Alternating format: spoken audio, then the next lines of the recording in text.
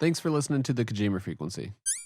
If you're enjoying the show and want to help support it, make sure to check us out on Patreon at patreon.com/KojimaFreak. Wow, so looking at the dates here, it literally has been 1 month exactly since we recorded. We recorded June 3rd. Here we are, July 3rd now. It's been busy. Yeah, it's been a busy month. A ton has happened here. I'm sitting here. We're looking at the notes, just trying to. It's like, man, where do we start with all this stuff that happened? I guess we could like do it. Do we do it like release order or chronological? Like, what do we do? Shit, man, that copy must have worked because I picked up on that straight away. Holy shit, That was good. that was really good.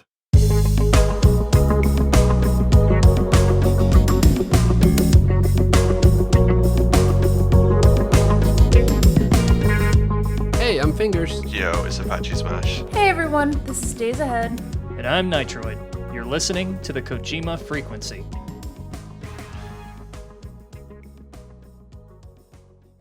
Oh my gosh. I don't know. What happened? I can't believe I haven't had a chance to speak about it yet, but like, it's almost like a I'm fucking. chomping at the bit. I, for one, feel blessed that I was in the same house as Apache during not only Metal Gear Solid Delta news, but also the new Charlie XCX album. It was like the perfect summer explosion for me. That's my initial reaction to all this. I was really glad that we were together for that because I was fucking going through it. Yeah, it was a strange fucking. It was a strange way to get the news surrounded by Metal Gear fans because obviously we all met up at D-Lime's house to go on roller coaster and stuff. So I was just surrounded by Metal Gear fans the whole time, and they were all loving it, and I had mixed feelings. Mixed feelings. Are you telling me that you have complicated thoughts about Metal Gear Solid 3? For me, going through it is sort of like that picture that's like, it's so over. We're so back. It's so over. And a sense that there is a lot to be interested in, but it's still, there's still some caution in the wind. Yeah. Always good to be like cautiously optimistic, or at least I guess the cautious part of cautiously optimistic. Yeah, it's always good to throw that part in there. I don't know. It seems like as we've gone on, like if we recorded, June 4th or whenever the hell that first trailer came out that we got, we would have been like, oh, this, especially Nitroid, especially I remember like just your first take. I needed a minute. Your first take was just, this is garbage, this sucks, and then No. You did say this looks like garbage. I said nothing in public. Yeah. That you can prove that I said. We've had tons of conversations where I said, if you can't say something nice, don't say anything at all. Yeah, but I'm saying, like, we were to... And that may not have even been in reference to Metal Gear. Like you don't know what that meant. I could have just been passing on some sage wisdom, That's Nitroid. Just out here tweeting.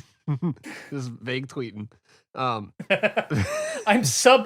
like, is that where I am now? Is that I'm subtweeting a franchise? Would you prefer to be the meme guy or the subtweet guy?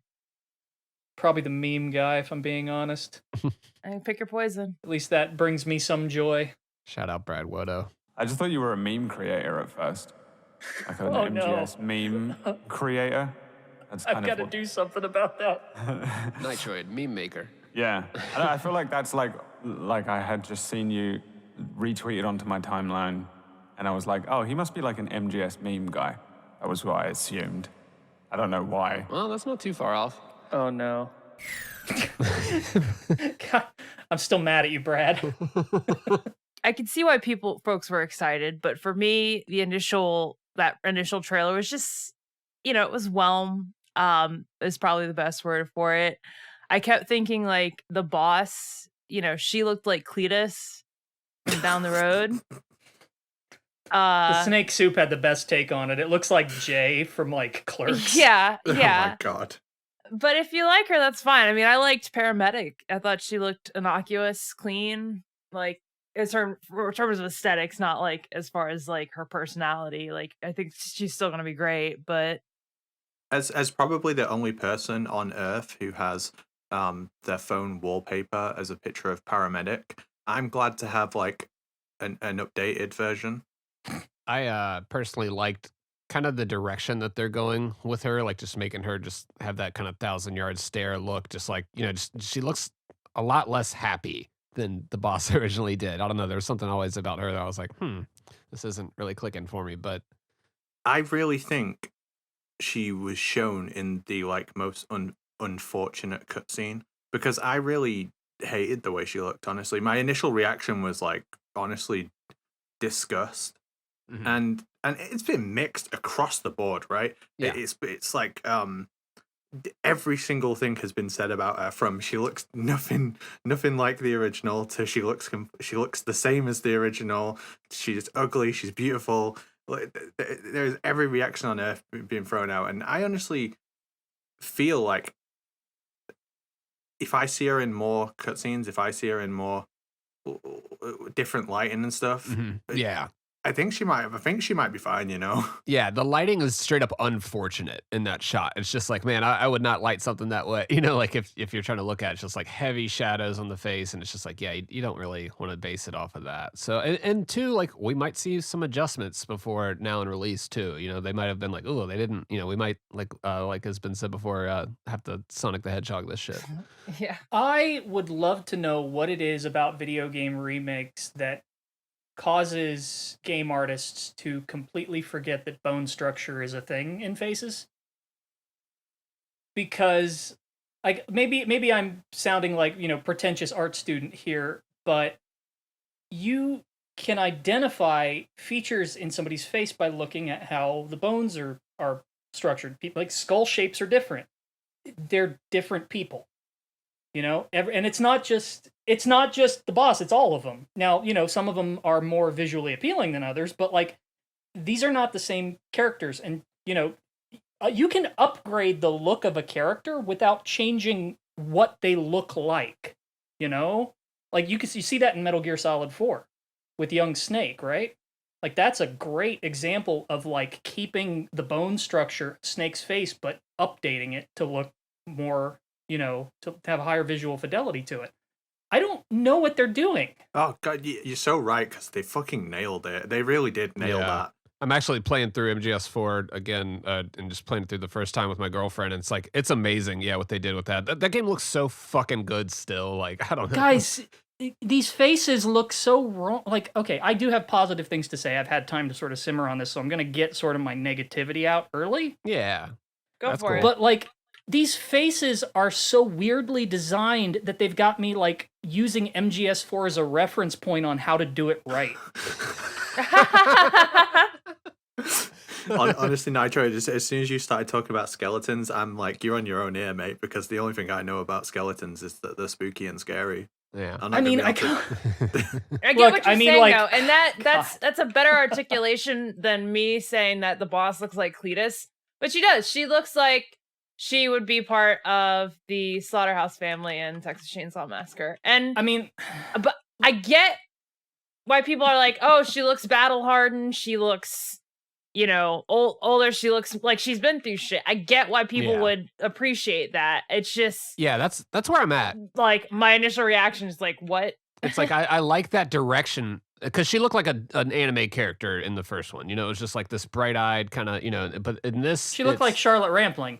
Yeah, and that might have also been a consideration, is that they didn't want to accidentally commit, infringe on a copyright. Identity theft. Yeah, exactly. What's that name? Charlotte Rampling was sort of the visual reference that Okay. they used for designing the boss's face, and you look her up, you'll see it Yeah, immediately. yeah. But Yeah, if you- I've if watched you- a lot of Zardos, man. Trust. Yeah, that's definitely like some likeness stuff. But I mean, I don't know. I like the direction that they're going with this one, with like choosing someone that's not as, I don't know, that doesn't look like that. Well, let me make the point, because I'm not saying Sure. that's a bad thing. I'm saying that, at least in the case here, that may have been a necessity. If you take that same facial design and now you're bringing it up to like Unreal Engine 5 quality, that's a lawsuit waiting to happen. And that's Charlotte. Yeah. No, yeah, good call. Yeah, exactly. So that That's may have actually- been part of it.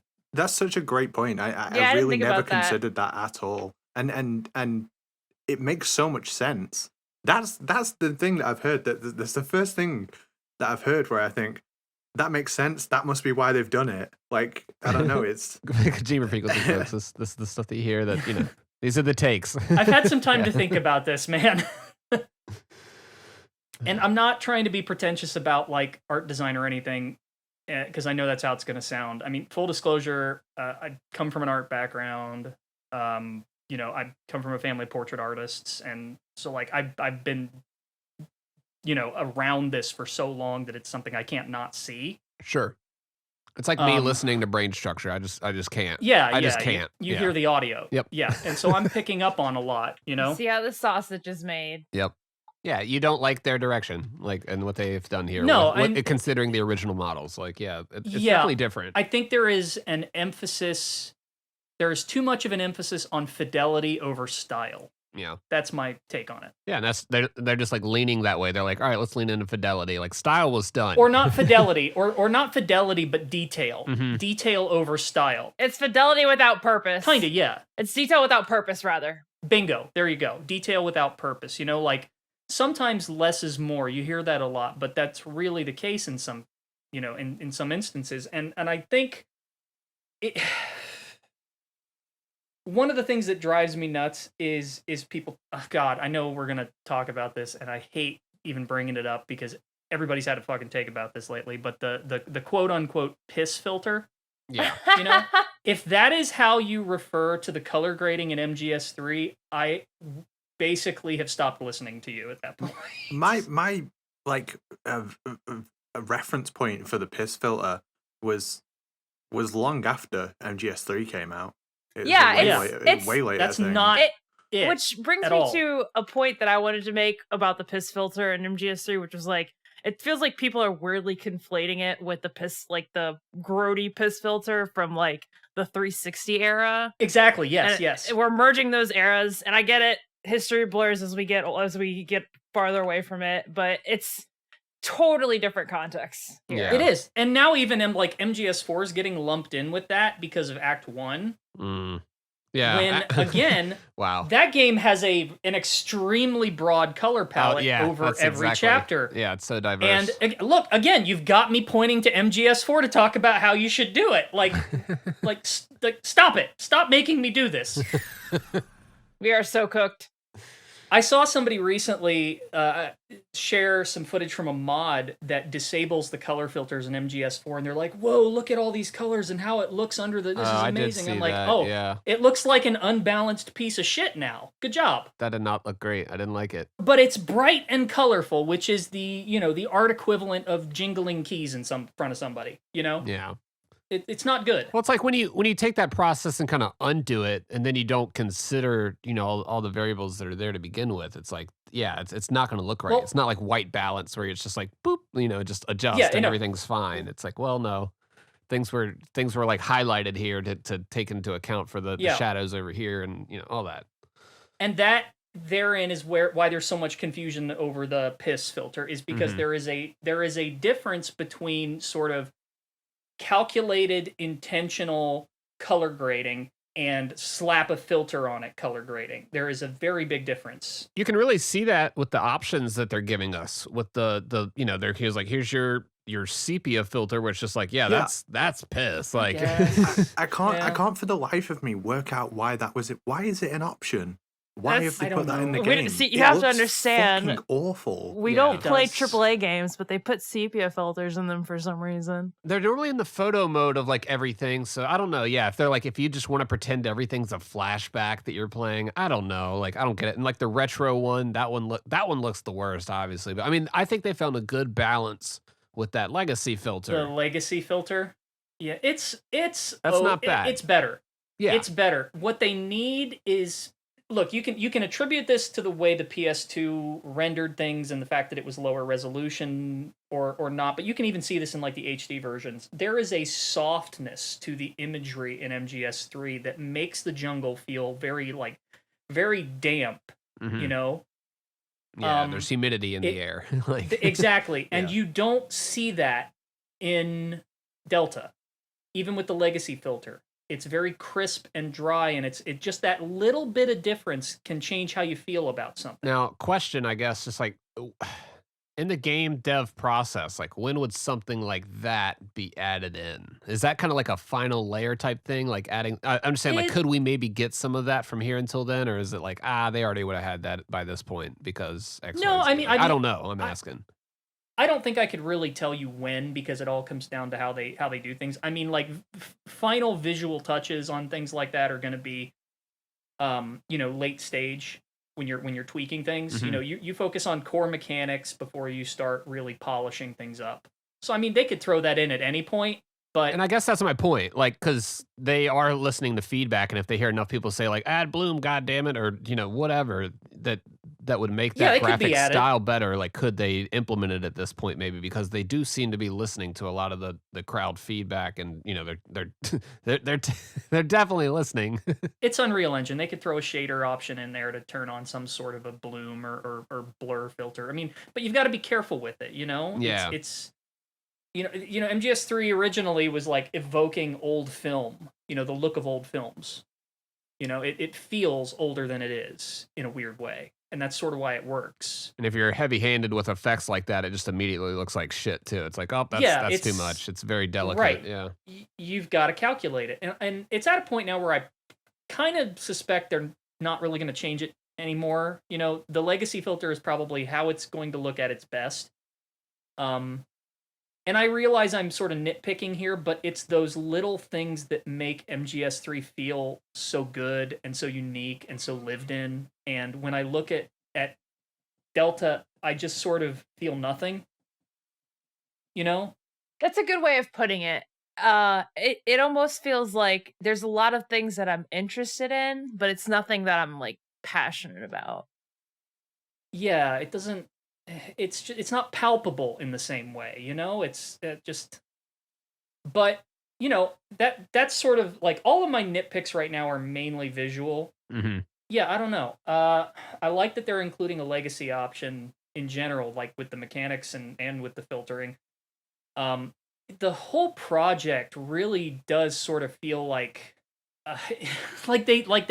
they're trying to like walk a tightrope between, old and new, right? Like they Mhm. just don't they've got 1 foot in, 1 foot out. They don't want to commit to going too new or too old. They've got like 50% of their fan base yelling, "Hey, do this, or I'm not gonna," or Yeah. "This sucks," and then the other 50 saying like the exact opposite. So I don't know. I guess they But are trying to like that's give a little bit like something for everyone, like new No, I get it. players, I old get it. players. Like I don't know. Like we've said before, like if you're trying to please everyone, you're not gonna make anyone happy. But it's like Exactly. Yeah, yeah. And if you and give so options with the game like this, you can kind of set up multiple scenarios to where like, oh, okay, I'll play like this over the shoulder, no piss filter, nothing. I want to do it this way, and like another person's like, no, I want legacy all day. Like, That is one thing I'll give it credit for is Yeah. the sheer granularity that we've seen just Mhm. from the preview content that we've seen. It makes me wonder, what people are going to do, like you said, different gameplay styles.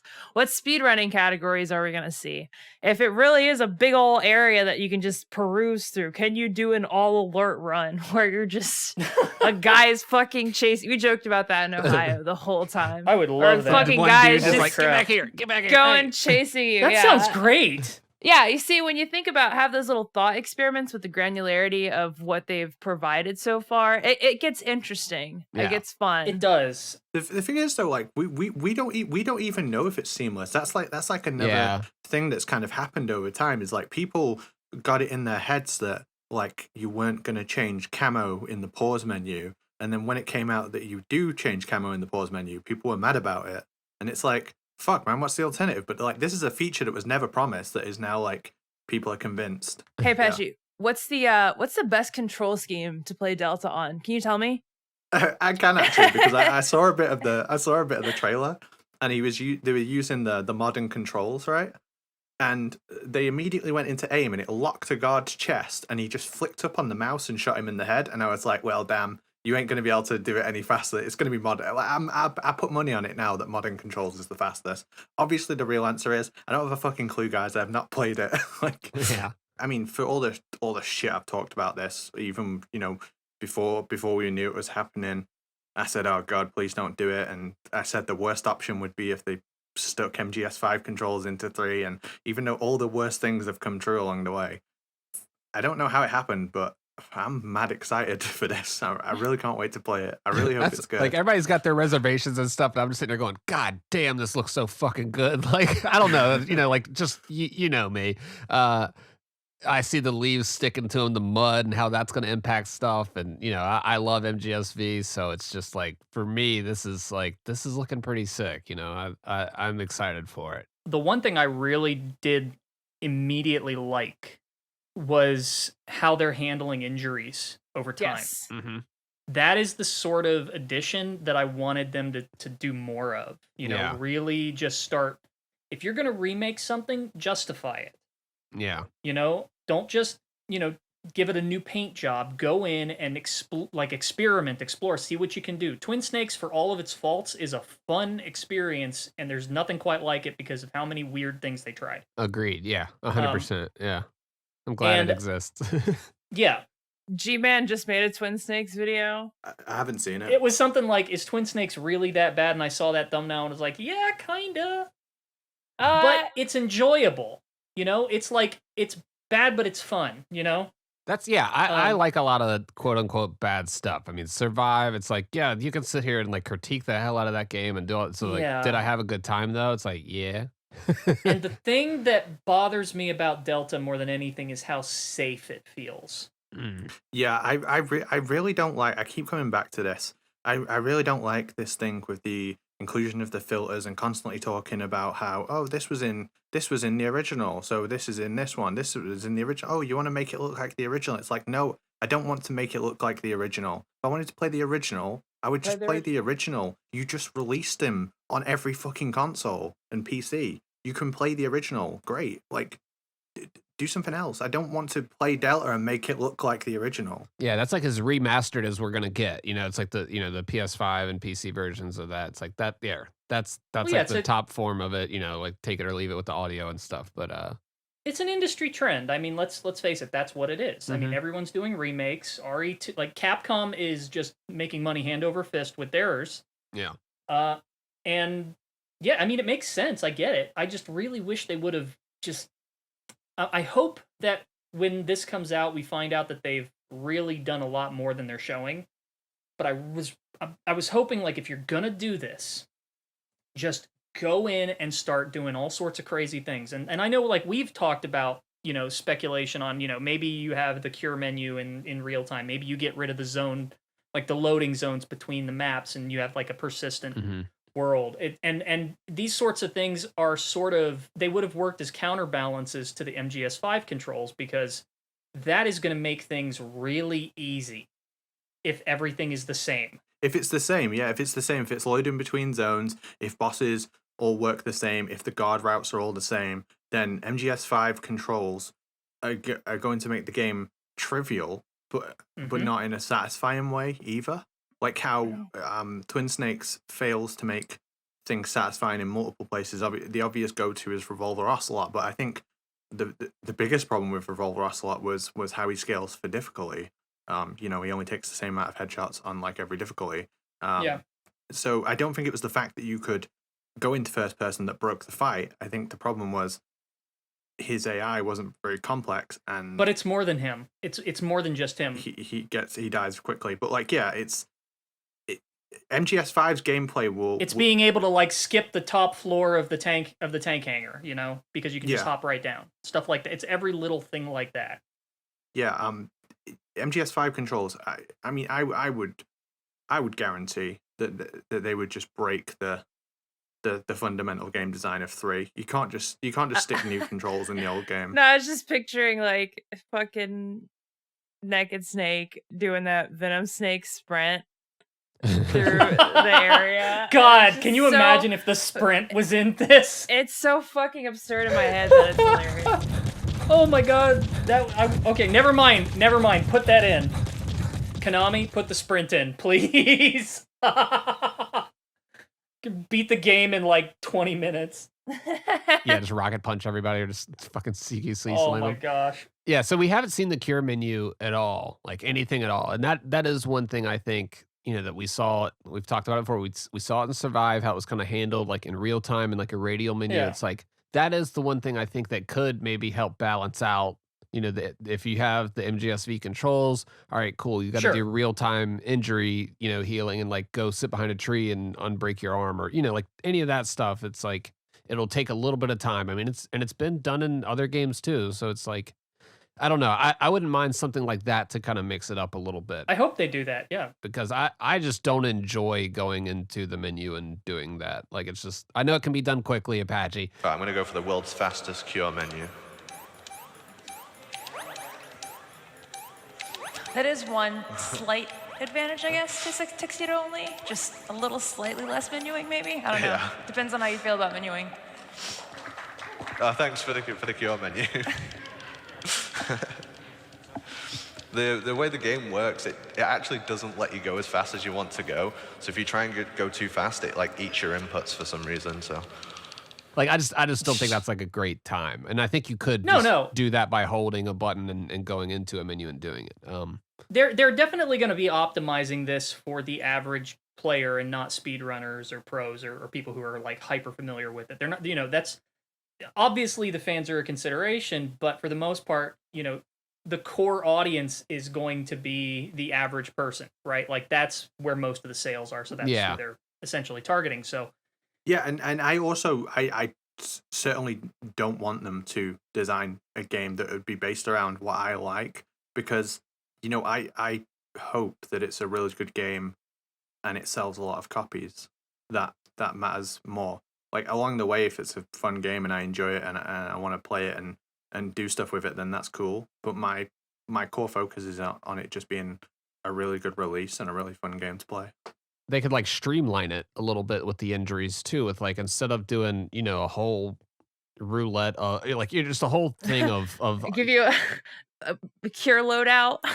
yeah. I mean, it's just like, hey, broken arm, here's a splint, like cut. Band-Aid. I don't know, like you you have to remember like menu, 6 different things. Like it's like I got to do this in this order to maximize it. And it was kind of like a thing where you're just like, I got enough of everything, bop, bop, bop, bop, bop, and you would just hit it all like to kind of figure it out. I don't know. It didn't really make too much sense for me. Like just knowing. I mean, 2 points there. Yeah. Before, like, on one hand, I mean, this was one of the complaints about MGS3 when the game first came out, was that the survival viewer sort of broke up the pacing too much. You're spending half of your time in there, you're stopping constantly to like change your camo, change your loadout, fix your injuries, things like that, and you're constantly in and out and in and out and in and out.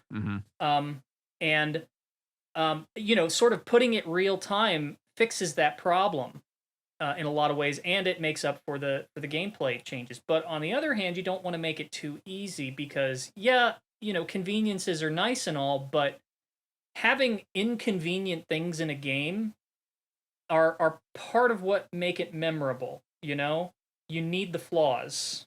Yeah, if it takes 10 seconds to reset your arm in a sling, it's like, all right, that's 10 seconds you got to spare then. Like, all right, you got to think about it. You got to be safe. Like, yeah, because then you're sitting there trying to do it and they shoot you again. Now you got a broken leg to deal with. You're just like, oh, that wasn't worth the risk. It makes it a lot more of a risk thing instead of just going to a menu and fully healing up immediately. Like, I don't know. I went back and I started I dug out my 3DS and started playing Snake Eater 3D again, because that is sort of the closest look you're going to get to what this is going to be like. I think it's going to be Snake Eater 3D with more and better looking. I think that's basically what it is. And yeah, the over the shoulder aiming and the crouch walking, it just kind of breaks it. Yeah, it really does. It just becomes very, very, very easy at that point, At that point, is it fair to just say, like, don't use over the shoulder then? Just, like, stick to the other style, I guess? Well... Like, if it breaks it. That's another thing I'm curious about, because, these old engines that they used for the previous Metal Gear games, they would take their engine and then they would build onto it and make adjustments. Like they would take like MGS1's engine. You can really trace the engine all the way back. Like MGS1 was built off of Police Knots, MGS2 was built off of MGS1, MGS3 was built off of MGS2, like et cetera, et cetera, et cetera, right? Yeah. And now that they've gone to Unreal Engine, I'm wondering exactly how faithfully they're re-implementing the gameplay logic of the legacy controls. you can try to copy the code one for one, but there are going to be a lot of differences, even if they're as strict to it as possible. And I bet you it's going to feel a little weird. And just looking at the footage they've shown of the legacy controls, it seems, and to be fair, this is early. It won't fucking feel anything like it. It looks so different. It looks so different. It does. It looks slower. More And cumbersome. there's so much of it they didn't even show clips of. There's so many things like I want to see on those legacy controls. But I mean, the only similarities it will have is that pressing the buttons will do the same thing that it did in the original, and I assume where the static camera lands will still be in all the same places. But it'll feel like a completely fucking different game. Well, that's another thing. With the legacy controls, what camera style do you have access to? Are you going to be able to use the Subsistence 3D camera, or is it just the overhead? They only showed static. Which kind of is curious, because now you've got like 3 modes. You've got like a Legacy, you've got Legacy Plus, I guess you could call it, and now this new one. How much can you control this? If anything, the Subsistence camera looks like it's been replaced by the new modern control scheme. Which is interesting. I never actually saw a Subsistence camera where you could free spin it. They never showed that. I didn't either. But that doesn't mean it's not there. I'm sure they're aware of that, but a lot of people are also talking about how you'll be able to switch between, legacy and modern, and I don't think you can. I think once you start the game as one, you're in that camera mode. I think you're probably right. Which is also fine. If anything, I'd prefer it. Yeah. If anything, I'd prefer I don't know. They might let you. Who knows? It just depends on how they're implementing it. But whatever the case, I'm curious to try it because this is so like if you look at like MGS 1, 2, and 3 and how those mechanics work, they're all similar with additions. They're very closely related. It wasn't really till 4 that things really started to change up, right? Like generally 1, 2, and 3 play the same with some little changes, right? Like the core movement, core controls. And these mechanics are now being revisited again in a new engine, and they look to be very different. And I'm curious to see how that's going to feel. It's a revisitation of this old style, and I wonder how it's gonna feel, if it's gonna work or not. Like I don't know. I don't know. That first 5 minutes on the ground, like before you even get your backpack, it's just gonna be like us just like running around like yeah, like doing a quick dive, and I don't know. That I'm gonna be like spinning him around and seeing how he leans and watching animations. That's super important. Yeah, I mean, like that's a thing that'll immediately turn me off of a game. Like I pick it up and just if it doesn't feel good, like walking around and stuff, I remember the first time I played GTA 4, it was such a shift from everything that had been done before. It was like, whoa, this character has momentum and weight to him. Like it didn't feel right. But then I grew to love it. It was like, oh, this feels great. But just at the time, it was like, holy shit! Like justice for GTA 4's driving physics. Yes, seriously. Shout out the swing set of death. Like that was like one of the best physics. I think you just hit the nail on the head, man. Yeah. Honestly, because the difference between the controls in like GTA 3 and GTA 4 and the snappiness of the movement. They did all the way up to San Andreas that way. Like they did a few games that way, but then they're like, all right, guys, time to like do physics and shit, like Exactly. Yes. So that difference of like adding momentum, adding weight to the same controls more or less, right? I think that is a good analogy for what is going on here. Like, 1, 2, and 3 are very snappy and quick and loose, and you don't feel a lot of weight or momentum to that movement. Mm-hmm. Here, just from the little they've shown us again, I know it's early, but that seems to it's those old mechanics, but with weight and momentum, and it's chunkier. I saw you talking about MGS4 a few days ago, saying that like, old Snake just kind of feels like he's running slow, and it's like, it could be because he's like an old man. That's like supposed to be that way, but just like it's the engine though. You just feel like you're moving through the world a little bit slower. Like just I don't know if it's FOV or any I don't know what exactly is going on there, but you do feel it. Just playing these games recently, it's like, oh yeah, it's more noticeable once you get into like MGO. Mm. And you're like, I shouldn't be moving this slow. And even with the speed perks on, you still feel slow. Yeah. Which, on that note... Yeah. Yeah, right. Been hearing a lot of MGO music and sound effects lately. Some of this Like, shit. It's kind of, yeah.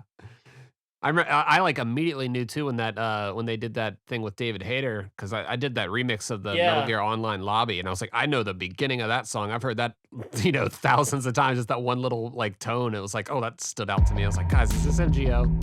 I didn't even catch it at first. But you were right, and I was like no right here dude. There's that little.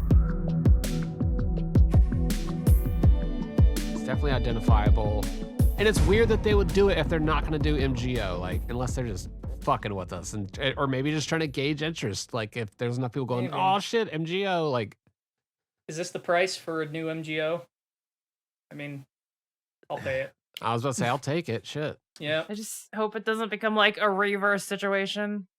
Everyone who's been saying that they're sick at MGO, I've been saving all your fucking tweets in a folder waiting for when that game comes out. I'll be watching you all like a hawk. You better be the best player at that game. I wonder if they might actually dig up MGO2 again for Volume 2 of the Master Collection. I'm starting to wonder.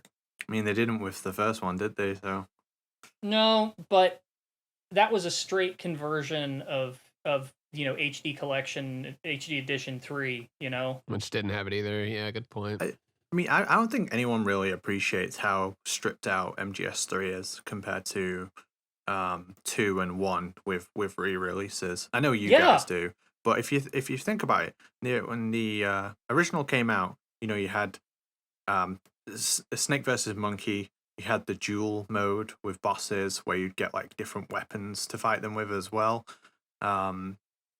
What the fuck am I missing here? Never mind things like Guy Savage. Yeah, of course. I don't really care about Guy Savage, but I do care about the man. radio conversations. But Hurting me. I would love for them to do some Guy Savage shit for the record in this remake. yeah, Just badass DMC shit like, no, make something in engine that like mirrors it, I guess, because who cares at this point? That thing like yeah that'd be a fun nod just throw in a little nod, yeah. Yeah. A little treat. if you say Snake versus Monkey and Duel is kind of like your VR missions and boss rush mode from the previous games, like those are just completely gone. And then you also have MGO1, which was with MGS3, which is gone as well. So you have these three things that have just disappeared over time as we get re-releases. It's like, what are they doing about those things? Are they just dead? So surely there's got to be some sort of online component. There has to be, right? Like they must be doing something. I hope so. Because they're not going to do Snake versus Monkey because who even owns Ape Escape now? is that Sony like is that I thought just- Sony owned it. Yeah, I thought it was a Sony IP. I mean, and two, like, I saw someone mention, I forget who it was, but someone's like, just make it little like Bomberman people running around or something, Yeah, like it was- something in house, like It was Lord Emmerich, and I said to him straight away, I was like, no one would care if they did that. yeah, it would be it's fine. like perfect It little would cute just- little it- thing that you have to hunt. Like that's the main thing, and it'll make like cute little sounds and shit instead of the monkey sound. I don't know. It's it's fine. Just use Kirotans. Nobody will care. They'll love it. There you go. Yeah, and I want Jewel back. Like, why did they even take fucking Jewel out? Hmm. Does anyone remember Jewel? Does anyone care? Is anyone out there who cares Probably about Jewel? not. But I think I- you're right about these things sort of being the supplement in some ways for the VR missions. They're the stand-in. I think MGO actually filled that gap more than the other two. If I'm being MGO honest. definitely is the stand-in for VR because like they probably take about the same amount of time to Yeah. create and put in the game. And then obviously Jewel and Boss Rush. I always thought it'd be neat though if instead of VR missions they did like boot camp, to Same. like an analog equivalent. Yeah, with like targets that pop up and like sandbags and yeah. Yeah. Yeah, Call of Duty style. Yeah, exactly. I would love that. I don't know, that extra shit gave me so much replayability back in the day, and it's just kind of fell to the wayside, and I don't really know why. It's not like people didn't play that stuff. Snake versus Monkey is like, it's a million times better than skateboarding, which is the closest equivalent you have to it in the series. Yeah, I mean, that definitely seems like a licensing deal that happened at the time because they were on PlayStation, and I don't know if there would be like exclusivity there with it being cross-platform. Like, it's so messy now from like back in the day. It was just like, I'm just this PlayStation 2 game over here. I don't know. Yeah, it's like they don't. God forbid they do something new. Yeah. They don't have the rights to what's it called? Pippo Saru. Is that what his name is? I don't know. The monkey, yeah. The monkey. Yeah. They don't have the rights to him, right? So just remove him from the equation, put something else there. I don't care if it's a fucking grey blob. The gameplay of Snake vs. Monkey is fucking excellent. And they have all the levels already because they're from the game. They have, everything already there. They just have to put it in the new game. It's, for the record, this is going to, I can feel it in my bones. I hope I'm wrong and they pull off a miracle, but if/when MGS4 gets a re-release, it's going to be a lot of this. Of taking things that were licensed, but they can't now, so it's going to be like some other thing in place, like you'll have a pineapple in place of the apple on a computer and stuff like that. Some pretentious piece of fruit like a pear or something on there. I don't know. Right. Yeah, like GTA style. Yeah. I'll never forget Wes saying, "We're on the PlayStation 5 now," which is weird because the PlayStation 5 has no games. Crazy how history circles itself like that. Just get to that scene, and it would be so funny if they just did like the worst dub ever on that line to fix it. It's like, oh yeah, we're on PlayStation 5. Holy shit, we really missed a trick. I could have asked Christopher Randolph to say that. That would have been so funny. That would have been.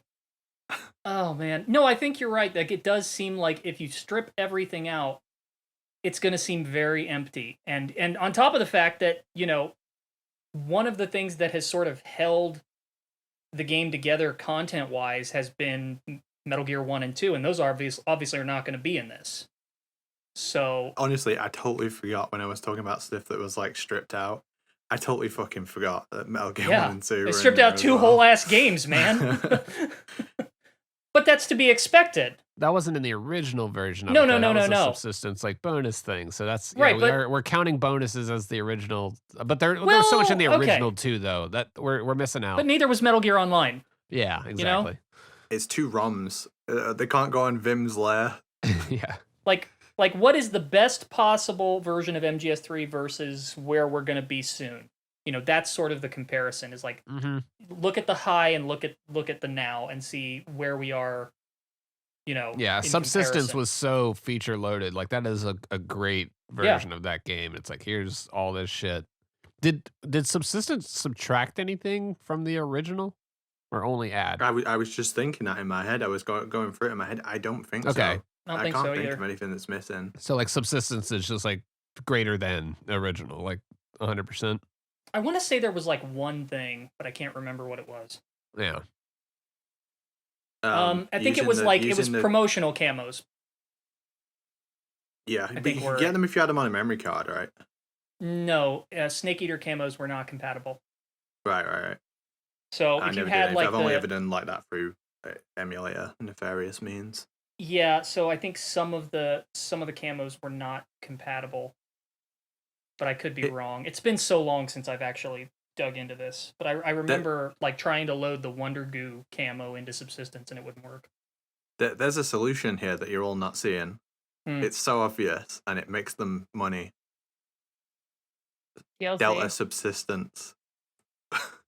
Oh, geez. Oh no! Don't put that out there, Apache.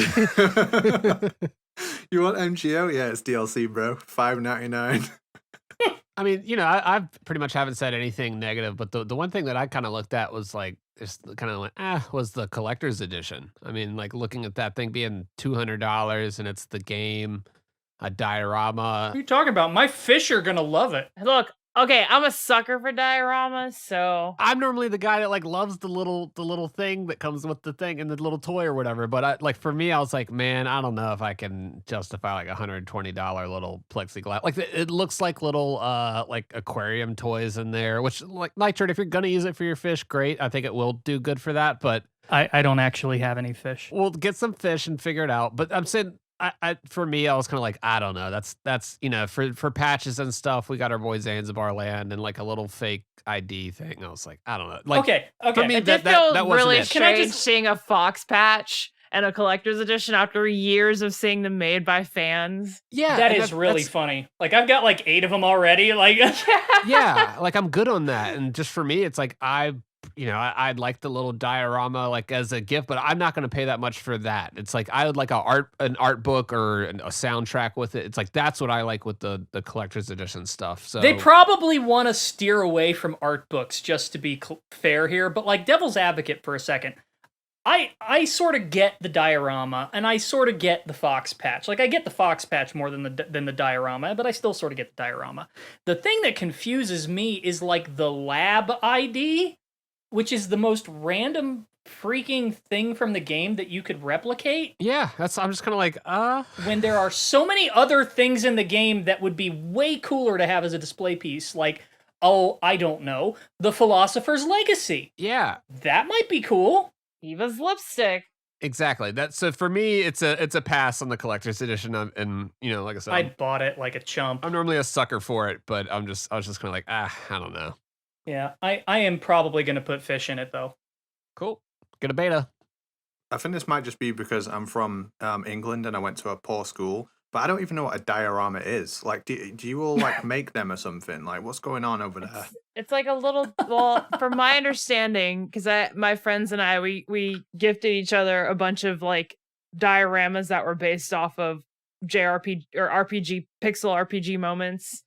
They're like little display cases where you can make a little scene in a plexiglass box. I have one from Undertale that is the scene where he looks into the mirror and says, "Despite everything, it's still you."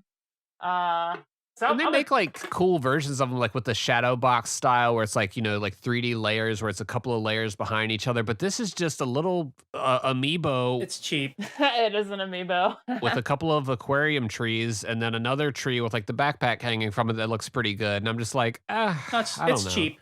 It's cheap. It's cheap. Yeah, that's my point. It's just like that's the thing I'll bitch about. I'm a fucking hypochondriac, so when everyone started talking about dioramas, I thought I had it. I had to go to the fucking hospital. But honestly, Fingers, I think you're being quite negative, and I'm personally a bit sick of your negativity. Well, somebody's got to be real out here, They're trying their best out there. You're just shitting on everything. Lay off of the multi-million-dollar corporation. Yeah, have you got nothing nice to say? Y'all know me, Fingers, the negative guy. Now, if we could get back to mindlessly praising everything Konami do.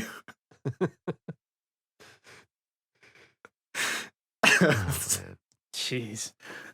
Another thing we could shit on, I guess. Well, there was a good version and a bad version. We gotta be nice, man. We had the vinyls revealed. Well, I'm saying, like, which one would you like to talk about, the good one or the bad one? I guess you can assign which one was good and which one was bad, Nitroid. Because you had a big, like, that was another thing. I was like, I guess they both look fine, but you're like, this is the good one, and I was like, yeah, that's good. And you're like, this is the bad one. I was like, all right. Did they steal your idea, Nitroid? It's funny that pretty much. Not sorta yes, sorta no. I'm not gonna say that. I like to think maybe somebody saw it and was like, that's a good idea. But I mean probably not, because they're okay. Let me back up. So it's also a pretty standard idea, I think. It's like, yeah, that's a good idea to do that. Use Yoji Shinkawa art. Exactly. So the first vinyl album that was announced was the Metal Gear Solid The Vinyl Collection. There's like 2 versions of it. There's like a 2 LP and a 6 LP, right? And it's not a full soundtrack collection, but it's like a greatest hits of the series sort of thing, right? Like, so, and all of the sleeves for each of the LPs has like Shinkawa art from, pick a game on it, right? And then like the overall container, like there's like an inner sleeve that's got a red exclamation point, and then like an outer sleeve that's got like the snake sort of like it's like got Solid, Liquid, and Big Boss. It's like it's all Shinkawa art. It's awesome looking, right? It's very low key and simple. and Anodyne, and it just looks great. I saw this, I went through the track list, I was like, it's, if it was me, I would have done this, but overall, this is really strong. I like it. I ordered it within 5 minutes of it going up. Like, I'm thrilled that they did this, because I did not like the half of the the Metal Gear vinyl albums. I'd say more than half of them I have not been a fan of. Yeah, so that was all the laced, release. And then you've got, and the one thing that was missing in that whole collection was like, everybody's like, hey, where's MGS2? And it's like, oh, we have MGS2 at home over here at Mondo. Yeah. And, well, the thing is, like, just to be clear, the vinyl collection does have music from MGS2 in it. It's got music from, but not like not a dedicated, here's one for two. None of them are like, none of them are really dedicated. If you look, oh, at they're it. not. Okay, I thought that just like the art indicated, Well, like here's one, here's two, here's three. Okay, well, yeah, kind Or of. not Okay, two. they kind of. They are and they aren't. If you go by the art on the front, it's sort of yes, Yeah, I sort need of to no. look at it again because I did not get it. Yeah, it's sort of yes, sort of no. So like MGS2's disc is sort of bundled in with, I think, like MGS1's or something, or possibly even MGS3's. Like it's like disc 2 or something. I don't know. But the art didn't have any MGS2 art, and they used Twin Snakes art for MGS1. It's like, whatever. It's still Shinkawa art. It looks great. I'm really just like, I'm nitpicking. Okay. Yeah. But there were people, including me, who were like, I hope MGS2 gets proper attention later in its own vinyl release. And we've heard for a very long time that there's been one in the works, right? Yeah. We had someone on the and show that we did. was working on it. Yeah. But we did. But this talk about this has been circulating for quite a long Sure. time. I heard about it, like a year ago, if not more. Like, I think it was actually, you know what? Let's not get into where things doesn't were. matter. Yep. Yeah, doesn't matter. Anyway, Mondo has generally been handling the Metal Gear vinyl releases. They're the big sort of video game vinyl publisher, label, whatever you want to call them. And they're not great. I didn't like MGS1's art. I thought it was really just sort of schlocky and kitsch and just not, it's just like put his face on it and wrap a snake around it. It's like, you've got the best art in the world for this series that you're just letting slide. You're just ignoring it. Just use Shinkawa's art. You've got an endless catalog of things you could do. And they keep hiring these really not fitting artists to do the covers for all of their Metal Gear vinyl albums, with like one exception. Yeah. That's one thing, like, because I kind of like appreciate the art, like, just be like, oh, cool, like, I like this take of like the Colonel, and like, I like this layout of having everybody in here, the Solidus and stuff, but it is like maybe not a good tonal match. Like, I can appreciate you saying that. It's like, okay, that makes sense. And like, they had like Metal Gear Solid-ish style art for the Metal Gear 2 Solid Snake album, which is really weird.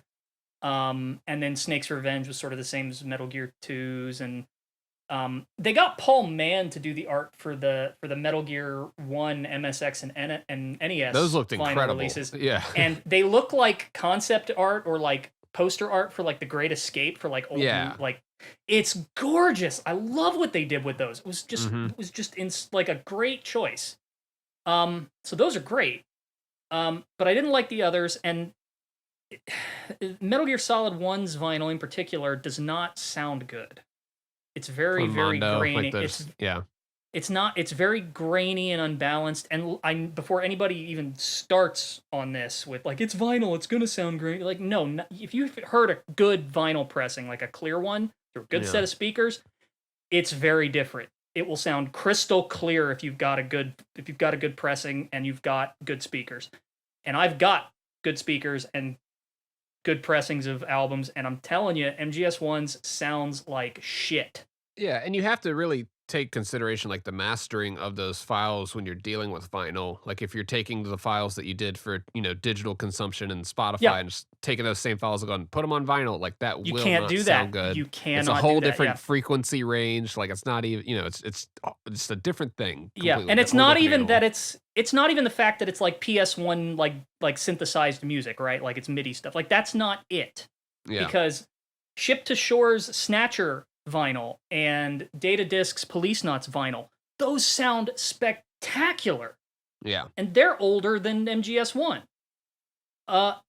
And MGS1 just sounds terrible. Like, I have a friend who put it best, and he said that Mondo is like the Funko Pop of like vinyl labels. Jesus fucking Christ. What a thing to say. Jeez. This episode is not sponsored by Mondo Records. Yeah. I Shout out mean- Laced. And never will be. Yeah. Laced did a fantastic job. Yeah. And now this MGS2 album is coming out, and I can't stand the art. It looks just very unfitting and amateurish. The track list doesn't even have the two most important tracks from the game on it. It doesn't have the main theme of MGS2, and it doesn't have Can't Say Goodbye to Yesterday. What the fuck is the point of this album? Which I brought up the point, like, it might be because it's a vocal track, and that just, you need extra licensing and to hit up the artist and get their Sure. approval for Laced that. But it's got like, every vocal track, yeah, I know including- exactly. So it's like, it's inconsistent. including Can't Say Goodbye to Yesterday. Yeah. What's the holdup, guys? You guys, like, Mondo are the guys who do... It's so weird that it seems like they spend so much extra money on their stuff, and yet it comes out being the cheapest of all. I don't get it. You could literally save money if you just use Shinkawa's art on the cover, and people would love you for it, instead of hiring some random-ass artist who doesn't fit the style of the game. And that's more money that could have been put into licensing the most important tracks of the game. Like, it's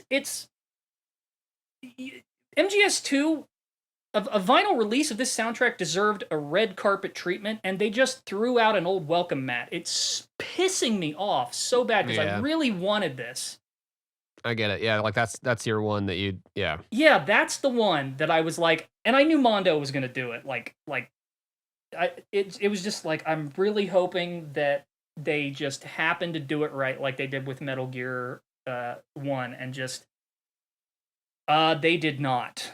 You would think that with a game this sort of, I hate to use the word important, but it kind of is. Yeah. They would, they would sort of suppress their worst or impulses, and their excesses, but no, it's just the more the same. So I'm really not happy about that. And it's funny too to know that they've been like, they picked over a bunch of other people, and like that's where they landed too. It's like, this was the best one in there. It's like I'm really interested to see like what else was suggested or thrown up for design and all that. I don't know. It just seems like such a dialed in collection. Like, why would you do this if you couldn't do it right, unless you were trying to make a quick buck? Which is, it's Mondo, so yeah, that's basically it. Yeah, because remember Daryl did say, he was like, they didn't like that I had all like, XYZ characters. It's like, man, they're showing a ton of characters in the version that they went with. And it's so, I don't know. I would like to see those someday. But yeah, Laced, definitely go and get that if you care about vinyl. It looks like a great collection, and just I don't have any of Laced's other printings, so I can't judge the quality or the mastering on them. But just from what I've heard and who I've talked to, they do a pretty great job. When do they come out? October, let's say. Cool. Well, we'll report back in. I haven't even ordered the MGS2 one. Like, I can't bring myself to do it. Yeah. We'll just assume on that one, I guess. Yeah. Oh man, it hurts. So yeah, it's we got the vinyl. We had the Delta trailer. We had also too that whole Hotline production thing. They released one of those a while back, and then we got another one. There's going to be more on the way. I mean, we had Okamura come out. I know you wanted to speak on that. Oh man, yeah. I think that whole thing is great. There've been we've talked about them being super transparent. Showing what the fans are saying, like word for word. I mean, some of it's pretty nasty to have to read off on Twitter. Just like, you guys ruined Metal Gear, you suck, give up. It's pretty cool for them to just be showing all of that and saying like, yeah, we're acknowledging that. We know that a lot of people treat this game very seriously, and we're gonna try to represent that game. Hearing that from Okamura. And just seeing that display of like all the various comments was just very like humbling for them, I think, and it was a good step. It seems like they are trying to.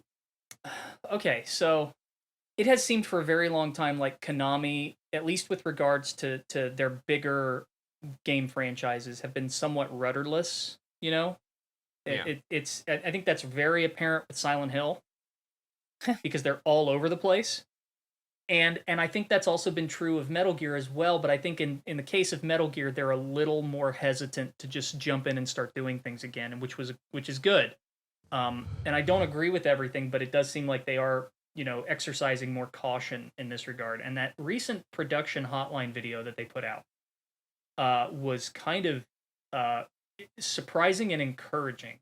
Yeah. Like, Yeah. it's the best thing I've seen in a while. So for some context here, they brought out sort of trying to remember what his official job title is now. I can't recall off the top of my head, but I know he's been a producer for a long time, but he's had other roles. But Noriaki Okamura has been basically working he worked with Kojima all the way back to Police Knots. Like he's old guard, very old guard. He's legit. Like. So he's production producer for the Metal Gear series. Yeah, he's a producer, but I realize that the term producer, kind of drives a lot of speculation. Like, okay, what do you actually do, right? But no, he's very dyed in the wool, ground level sort of guy. Like, there's some argument on this, but Zone of the Enders is more or less Okamura's brainchild. Like, that's his, right? A lot of people attribute Zone of the Enders to Kojima and say, it's a Kojima game, and it's really not.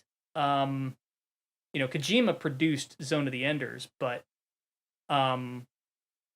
Okamura was really sort of the creative guy behind it. He didn't direct it, but And it's funny too because you've got Yuji Kurakato, who's creative producer. So Yeah. I don't know if he's held that title for a long time exactly. probably. He is yeah. the closest thing to a Kojima type figure right now that you're gonna get. Kurakato or Okamura? Okamura, sorry. Kurakato sort of, Kurakato is an engineer, but he sort of stepped into some more producer style roles. I think around the time of Rising was when he started to sort of like dip his toe into that, at least in a serious way, because he's always been more in like the engineering side of things. It's funny, you can actually see some footage of like him and Kojima arguing in the MGS4 like making of doc that came with the game. So for them to sort of put him front and center and let him talk, and not just talk, but like talk candidly about the state of the series and how things are going at Konami, and like name dropping Kojima that casually. blew That was my wild. freaking mind that they did saying that. that he'd love to work with them, that would be a dream, but acknowledging that everyone's moved on. It's like, we're in a position where some crazy shit could happen, and sign some or don't sign like non-compete agreements, just let everybody still be independent, come on as consultants. Like, Yeah, I don't it know, like possibilities seems- are definitely out there right now. We got David talking with Konami again, doing videos. Like, we're in a different world now than 2015. I think everybody needs to let that world go and see where we land. Let it go. It seems like hands are being untied finally. you know? Yeah. Because And I was they're- talking. It's like, who really has a reason to be like super pissed off at this point? That's employed there that was when that stuff happened. Like, is the CEO still there that had a beef with Kojima? Like, There is so much gossip and speculation around what actually like, happened that it's we hard don't to really tell how know. much of that was even a factor for real. But Mhm.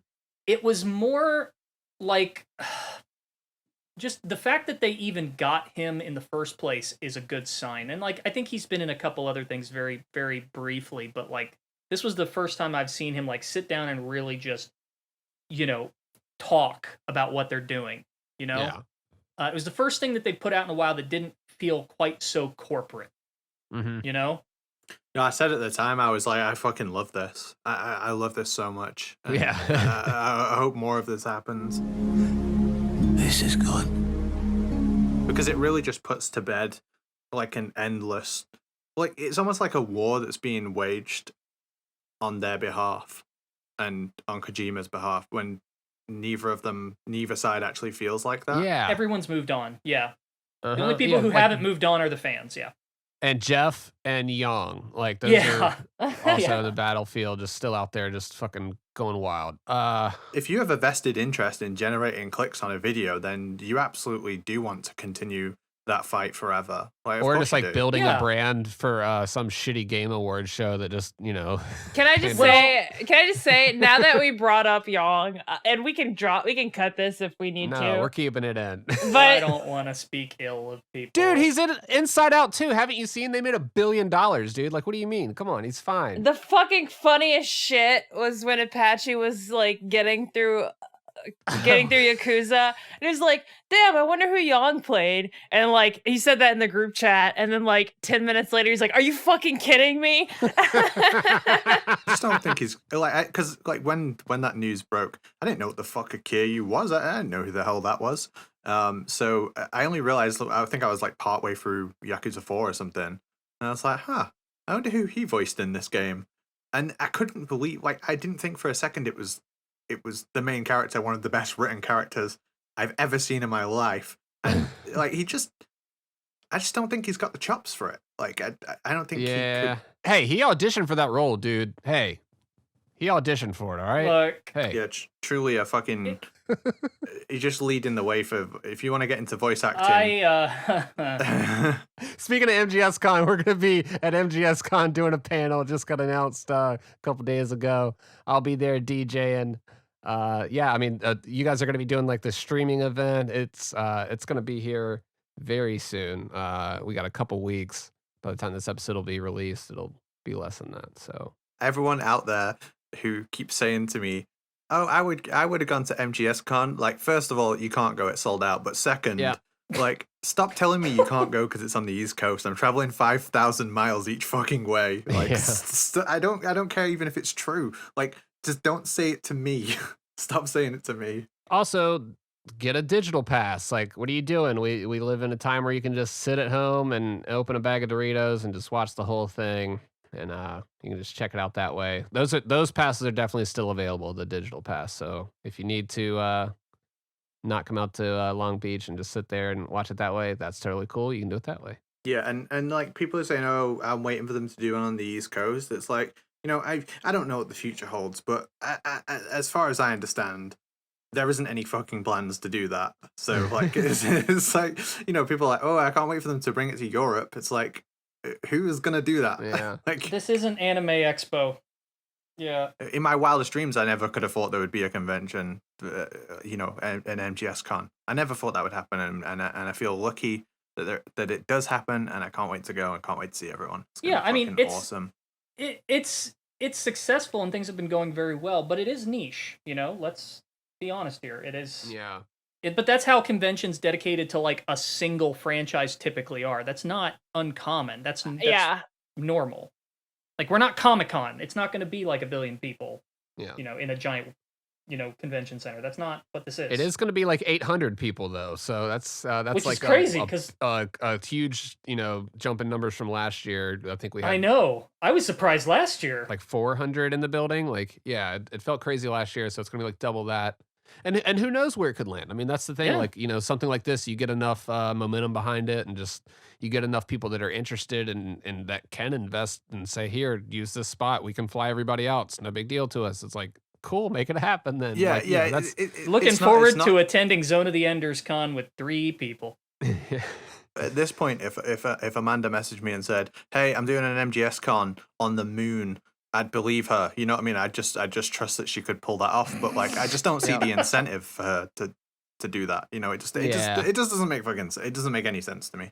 So I can't see it happening for that reason. Yeah, big logistics part is a lot of the actors do live out there on the West Coast, so it's like it makes more sense for us to go out there than to like fly all the talent across the side of the country to meet a few of you guys out there. So you know, I know it's a ton more. It's, you know, a ton of people on the East Coast. I'm one of them, but definitely making the trip out there, I think it's worth it if you can get it together to go out there. So I'm so looking forward to it. Yeah, it's been like this huge thing. Ever since the last one ended, it's been like, cool, let's start planning the next one. And it's been like just nonstop. You know, it's been a lot of work. Everybody's been busting their ass to get stuff done. So proud of like the team and the staff involved. You're dude. telling It's, me. yeah. It's really crazy how like this small little team, a group of people have made this awesome thing that we're about to do again. You wanted to say ragtag group of misfits, didn't you? No, I wouldn't say shit like that, but I could feel it. Don't lie, I could feel it. Yeah, no, they're making the impossible possible. I mean, that's you talk about Amanda Do It on the Moon. She really is like, the solid snake out here. Making the impossible possible is making an actual Fat Man plushie. God bless Brandee. And they shout did out it. Brandee. Yep. Shout out Tim for handling all the art stuff. I'm so glad he's feeling better. Shout out Bizness for all the stuff he does. It's been just so looking forward to it. Hopefully we'll see a lot of you that are listening out there. It's gonna be a good time. We will have some of it online, and we'll be back to record again afterwards. We're gonna try to record our panel like we did last year, and kind of have that up as like a little bonus episode type deal.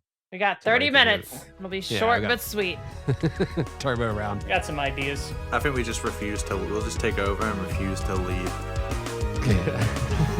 Just lead into the DJ set. It's like we're just still sitting there arguing like a tier list or some shit. All right. All right. See y'all at MGSCON, everybody.